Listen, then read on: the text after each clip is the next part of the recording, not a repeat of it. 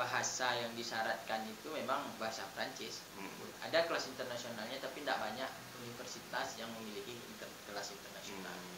Assalamualaikum warahmatullahi wabarakatuh. Semoga kita semua sehat, sejahtera, dan jangan lupa bahagia.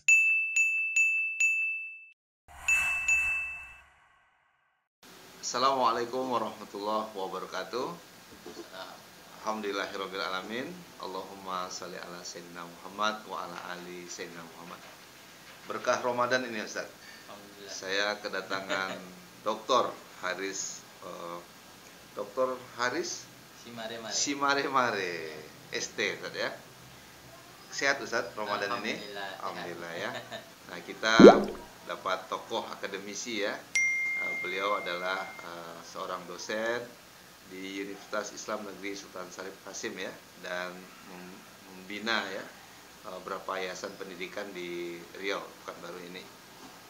Alhamdulillah Ustadz menyelesaikan S3 di mana Ustadz? Di Prancis, tepatnya di kota Prancis. Colmar ya. Jauh sekali. Anak saya itu Ustadz cita-citanya mau ke Prancis tuh. Oh gitu. Ada menara itu ya, Menara Eiffel. Ustadz udah sampai, jadi kalau nggak kuliah ke sana ya? Iya. Jauh dari lokasi kuliah? Kalau dari kampus saya itu sekitar 3 jam naik kereta.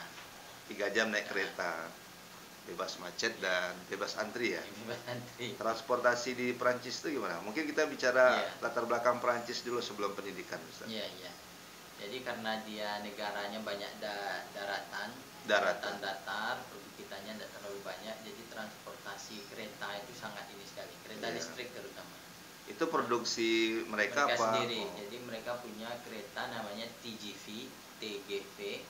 Itu sebelum Cina memproduksi kereta tercepat, mereka mengklaim tercepat di 500 km per jam. Masya Allah. Jadi ukuran 3 jam itu, kalau pakai TGV itu 3 jam ya, sebenarnya jaraknya itu sampai 300-an kilometer. Masya Allah, luar biasa. Cepat nah keretanya. Ya. Dan bagi mahasiswa biayanya sama saja? Kalau mahasiswa, nah itu uniknya di sana ketika saya kuliah itu, khusus mahasiswa itu selalu ada pengurangan harga. Ada pengurangan. Kalau mahasiswa di bawah 30 tahun ada lagi pengurangannya. Mahasiswa di bawah 25 tahun ada lagi khusus dibuat bertingkat pengurangan. Jadi masih ada subsidi mahasiswa. Dan Perancis itu sendiri kan destinasi juga saja, kunjungan wisata ya, Eropa ya. Apa yang menariknya selain menara itu? Selain transportasi dan lain sebagainya? Perancis ini kan kota tua ya, pernah menjajah beberapa negara, kerajaan-kerajaan lama. Yang paling kita kenal itu Napoleon. Dan banyak sekali istananya di sana di beberapa kota. Dan uniknya memang Prancis ini mengklaim bahasanya itu adalah salah satu bahasa dunia juga. Jadi tidak usah terkejut nanti kalau kita ke sana susah menemukan orang yang bisa berbahasa Inggris. Dan mereka bangga dengan bahasa Prancisnya. Bangga dengan bahasa mereka. Baik. Dan Ustadz pernah pengalaman Ramadan di Prancis? Ya, alhamdulillah. Iya. Gimana suasana Ramadan? Yang tersulit itu kalau kita Ramadannya itu ketemu dengan musim panas sebenarnya. Lama ya? Ya lama, dan kita kan pulang dari terbiasa di Indonesia, pulang kerja misalnya kan tidak terlalu lama kita nunggu. Di sana nunggu dari jam 6 sampai jam 10 malam itu lama sekali rasanya sampai jam 10. Tapi memang kan matahari belum tenggelam. Jadi masih seperti jam 3 lah, jam 6 jam 3 sore matahari masih kuat. Nah yang susah itu adalah tarawihnya sebenarnya. Tarawihnya kadang-kadang mepet dengan waktu sahur. Sahurnya pun kadang-kadang jam 2:30, jadi subuhnya lebih cepat dan isanya lebih lambat. Kalau tidak terbiasa ya susah juga. Dan sebagai Muslim ya, mungkin minoritas di Prancis, itu ada kendala-kendala juga untuk beribadah Ustaz? Kebetulan di beberapa kota besar di Prancis itu, karena Prancis ini dia punya beberapa koloni dalam sejarah itu kan mereka mendapatkan beberapa bagian pecahan dari Turki Utsmani, termasuk Maghribi itu Aljazair, terus Tunisia, itu rata-rata banyak orang Prancis di sana, dan orang sana juga banyak migrasi ke Prancis. tentara dari penduduk-penduduk lokal itu. Iya. Jadi efek dari itu rata-rata hampir di setiap kota besar itu pasti ada masjid rata-rata. Masya Ada masjid, Allah. ada komunitas muslimnya. Jadi jumlah penduduk terbanyak di rata-rata di negara Eropa itu adalah di Prancis setelah Jerman. Yang Iya. muslimnya terbanyak. Nah, kurang lebih waktu itu ya sekitar 3%-an dari total penduduk. Itu sudah sangat banyak dibandingkan negara Eropa lainnya. Iya. Jadi rata-rata komunitas muslimnya itu dari Maroko, Aljazair, dan Tunisia. Dan mereka punya masjid, mereka punya asosiasi sendiri. Dan selama Ustaz kuliah di sana aman ya? Alhamdulillah. Ya, Memang nyaman menarik juga. ini, mungkin investasi dari orang-orang tua Indonesia ketika naik haji. Jadi gambaran khusus ini orang Maroko, Aljazair, Indonesia terhadap Muslim Indonesia itu luar biasa sekali. Asal bertemu itu, wah ini orang Indonesia akhlaknya bagus. Nah, saya ada pengalaman itu waktu awal, apartemen saya belum jadi saya boleh tinggal di satu rumah orang Aljazair. Dikasihnya kuncinya, ditinggal aja di sini. Waktu itu saya pulang sholat dari masjidnya.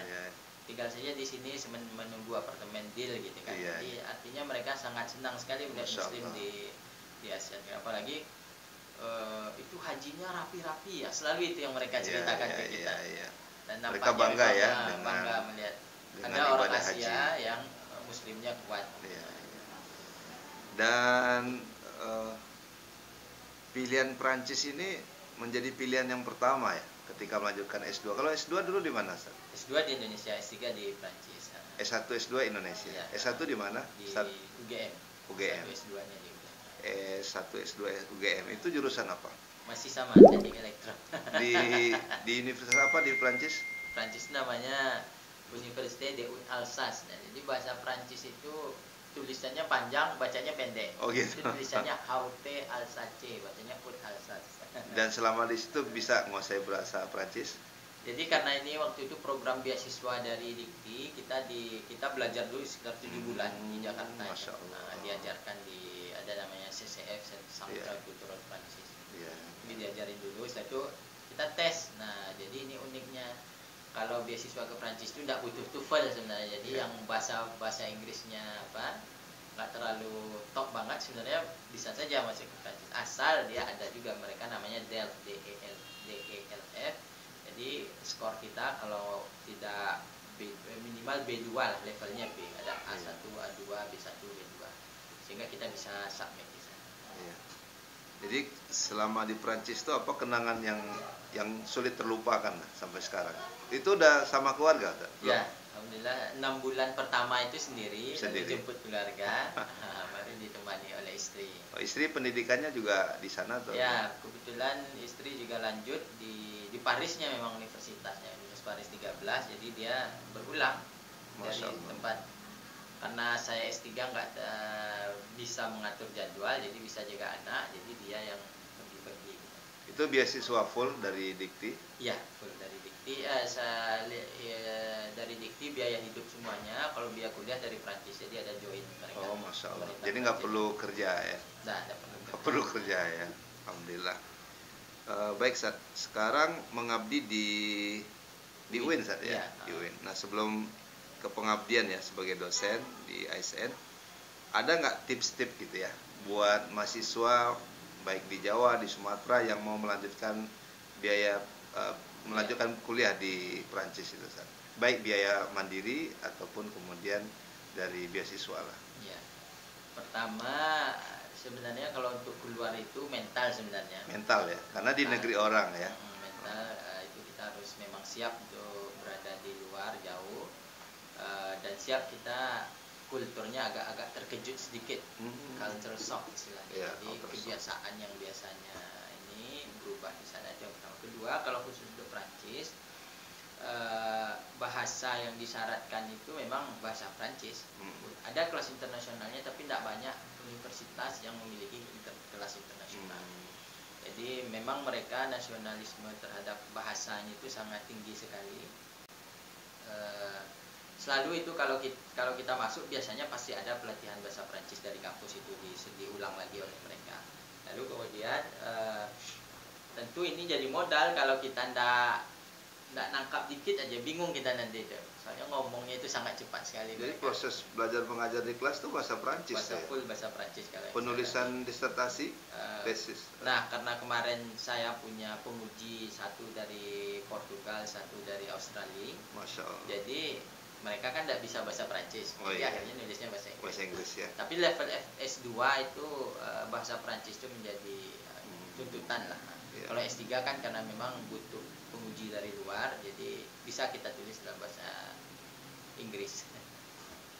Dan menurut penelitian barangkali saja kalau kita ini kuliah di negeri orang, biasanya kuliahnya lebih cepat ya daripada di kampung sendiri. Tergantung di beberapa negara. Ya. Kalau di Prancis ini bisa kita cepat karena memang ada requirement-nya, misalnya kita publikasi minimal sudah berapa baru kita boleh mengajukan defense ujian apa itu ujian akhir itu. Nah, khusus untuk biaya kuliah tadi saya lupa menjawab. Karena sampai saat ini sebenarnya di awal-awal sebelum 2008 ke atas itu masih tidak berbayar sebenarnya kuliah di sana itu, tetapi kemudian ketika saya kuliah itu sudah mulai berbayar. Berbayarnya itu pun tidak terlalu mahal sebenarnya kalau dikonversi ke uang Indonesia. Misalnya S2 itu sekitar 280 euro, kalau S3 itu sekitar 385 euro misalnya. Maka itu kurang lebih kalau S3 itu sekitar 6-7 juta lah per semester. Jadi sebenarnya kalau untuk pribadi, kalau untuk biaya kuliah saja tidak terlalu ini.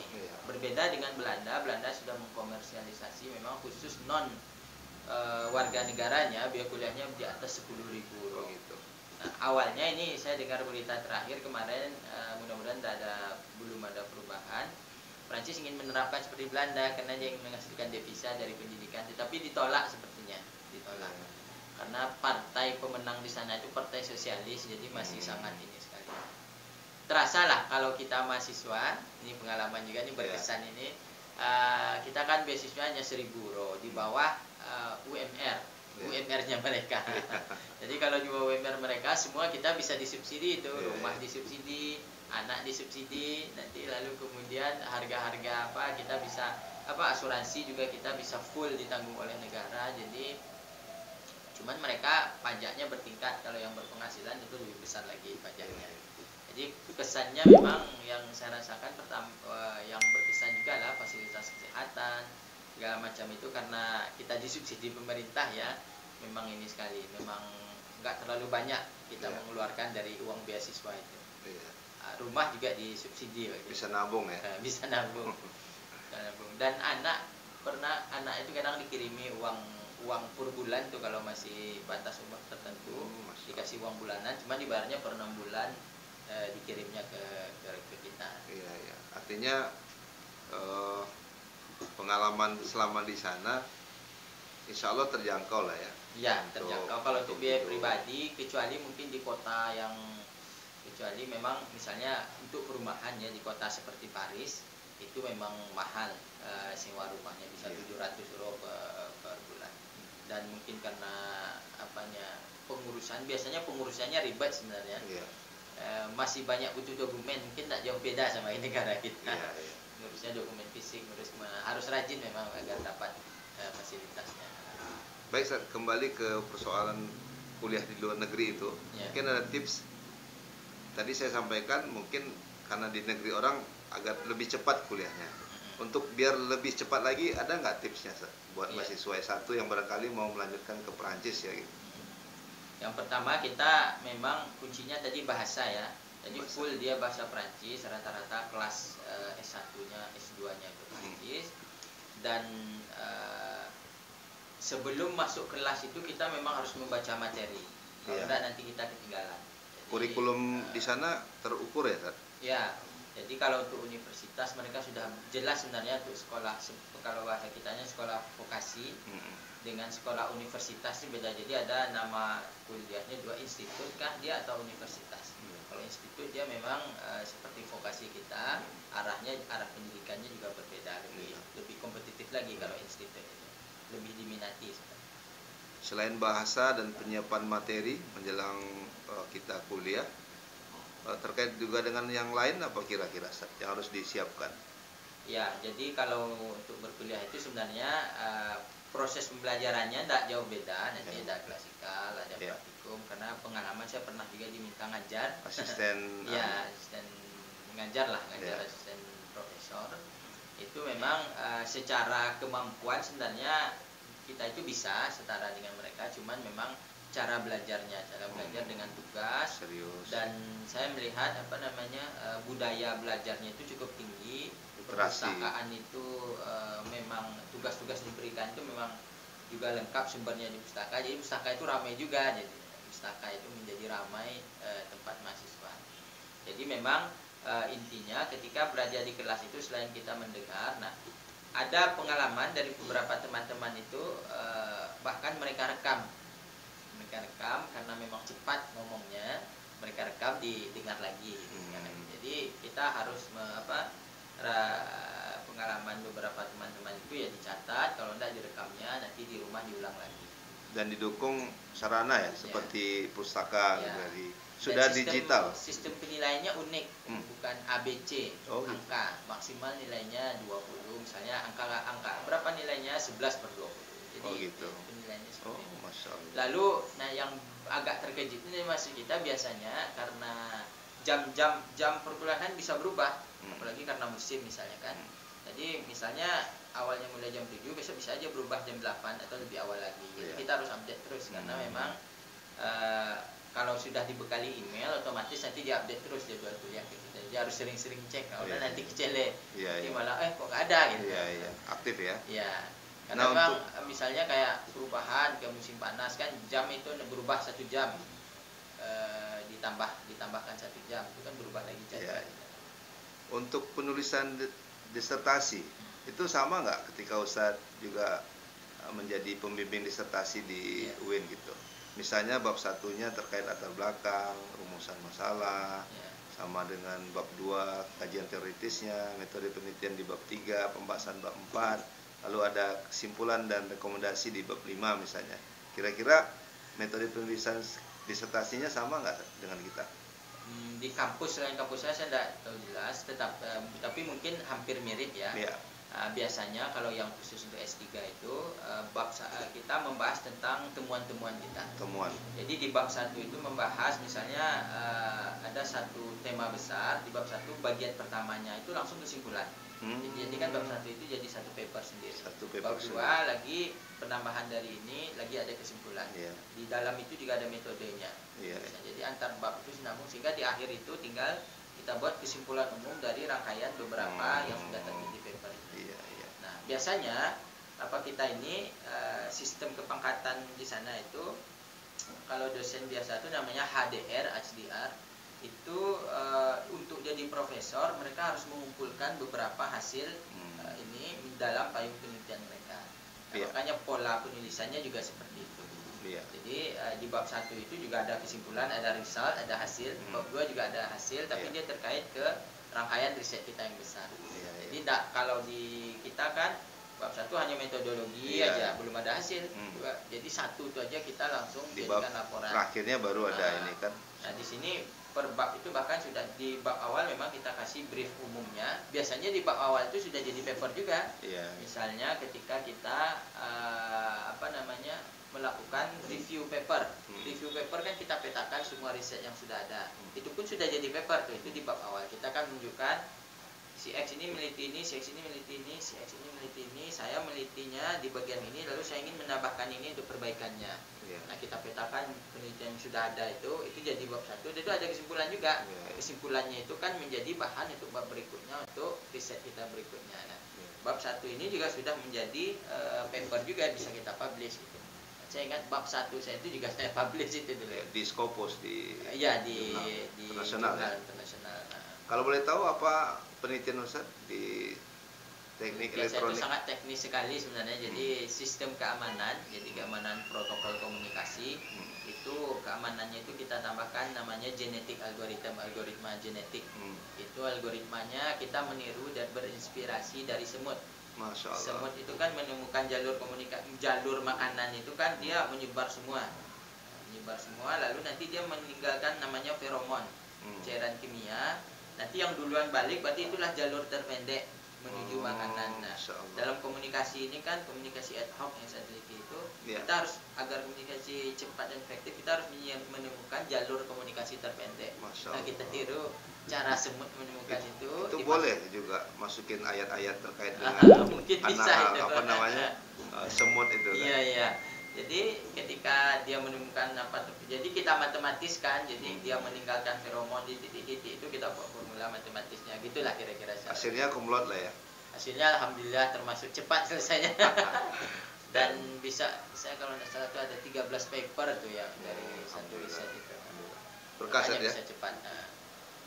Dan sekarang diminta juga sebagai pembina ya Sat, di beberapa perguruan tinggi ya. Iya, iya. Kalau di UIN sendiri di struktural di Fakultas Sains Teknologi. Teknologi, alhamdulillah. Di wakil dekan. Ada nasihat terakhir Sat buat mahasiswa kita Sat? Ya. Pertama saya melihat terutama pengalaman di beberapa kampus yang saya ajar itu, daya juang mahasiswa itu sudah mulai menurun. Daya juang Daya Sat, juangnya. Daya juang. Sepertinya lebih semangat orang tuanya yang mau lulus S1 daripada bukan mahasiswanya. anaknya ya. Ya, ya. Daya juang ini tentu kalau melihat dosen yang killer atau yang dianggap apa, dia tetap harus hadapi, mestinya dihadapi Ya, apapun yang dengan terjadi. kesabaran. Dan kehidupan kita sebenarnya kan di kampus ini kan kita latihan menemukan orang berbagai tipe. Nah, kalau kita ingin belajar dari situ di kehidupan kerja sebenarnya mungkin lebih parah lagi, orang bisa bahkan menyingkirkan kita gitu. Tapi di kampus kan paling kuat kita dapat nilai E, itu pun bisa diulang. Iya. Kalau saya takut tuh ulang. Iya. Kalau di luar nggak bisa diulang lagi, disingkirkan orang gitu. Nah, ini daya juang ini sepertinya perlu, karena pengalaman saya berapa kali sebagai pimpinan di UIN itu, orang tuanya datang minta bagaimana caranya biar lulus, membawa anaknya mencari ini gitu kan. Nah, mestinya asal datang itu saya selalu pasti tanya mahasiswanya, sebenarnya kamu mau lulus apa enggak gitu. Nah, itu yang penting. Tegas Nah, aja. daya juang ini berpengaruh terhadap kompetitivenessnya masyarakat Indonesia sebenarnya. Apalagi kita nanti kalau orang teknik kan jadi insinyur itu kalau ingin bersaing dengan pekerja-pekerja lain di luar negeri, apalagi kita sudah punya masyarakat ekonomi Asia, tentu tingkat skill kita juga harus lebih ini. Nah, kalau enggak nanti kita tidak bisa digunakan juga. Mungkin itu. Ini yang pertama ini yang terlihat, daya juang ya. Daya Yang juang kedua ini. ada lagi Sat? Ya, ini ya, yang kedua tentu tingkat keseriusan. Iya. Keseriusan. Pertama daya juang, kedua keseriusannya. Ya.